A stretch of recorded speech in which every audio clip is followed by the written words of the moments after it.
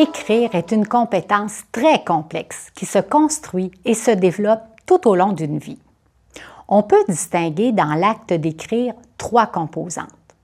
La graphomotricité est la capacité de tracer des signes ou des lettres pour former des mots. L'orthographe est la connaissance des règles et usages qui régissent la manière d'écrire les mots. La rédaction est la capacité d'exprimer une parole ou une pensée par écrit. Nous savons qu'écrire est une tâche particulièrement exigeante pour le jeune scripteur et ne peut se faire sans l'automatisation de certaines de ses composantes. Si l'automatisation ne se fait pas ou si les ressources attentionnelles de l'élève sont limitées, il se produit une surcharge cognitive, c'est-à-dire que l'élève n'a plus d'énergie mentale pour effectuer une tâche déterminée. Par contre, si certaines opérations deviennent automatisées, les ressources attentionnelles devenues disponibles pour l'élève lui permettent d'effectuer diverses tâches en parallèle.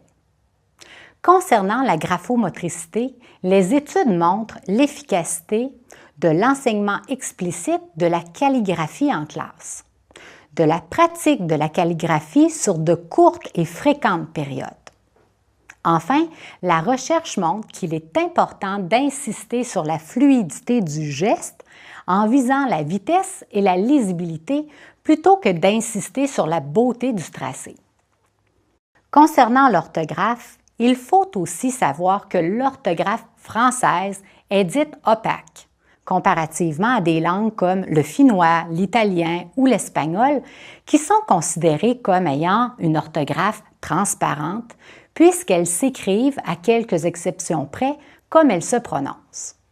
Ainsi, pour l'acquisition de l'orthographe, les études montrent l'efficacité des pratiques pédagogiques quotidiennes centrées sur l'analyse de mots ou de phrases écrites au tableau et sur l'analyse d'erreurs. D'une approche intégrée de l'orthographe au tout début du primaire. De l'enseignement explicite qui doit être prolongé, en particulier pour les élèves plus faibles. À propos de la rédaction, les études montrent l'efficacité sur la qualité des textes écrits, d'une approche pédagogique qui vise l'enseignement explicite des stratégies en écriture en mettant de l'avant l'importance du modelage par l'enseignant et des échanges à propos de l'emploi de ces stratégies. D'un contexte pédagogique qui suscite des interactions entre les élèves de même ou de différents niveaux, comme le travail d'écriture en diade, le tutorat ou les ateliers d'écriture. De l'entraînement à l'autorégulation et de l'augmentation de la fréquence des activités d'écriture en classe. La rédaction s'orchestre aussi autour de 3 phases, la planification, la mise en texte et la révision.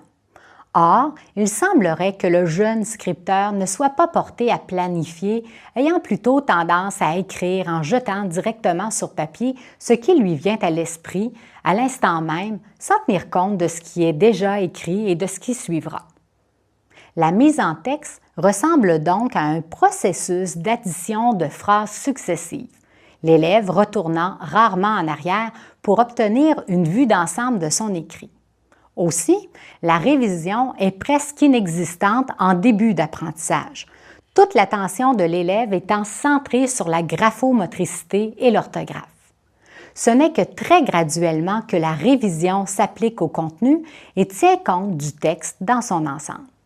Il apparaît donc important de tenir compte des 3 composantes dans l'enseignement de l'écriture au primaire afin de développer l'automaticité des composantes liées à l'orthographe et à la graphomotricité le plus rapidement possible. Ainsi, l'élève pourra davantage se consacrer à la composante rédactionnelle par la suite.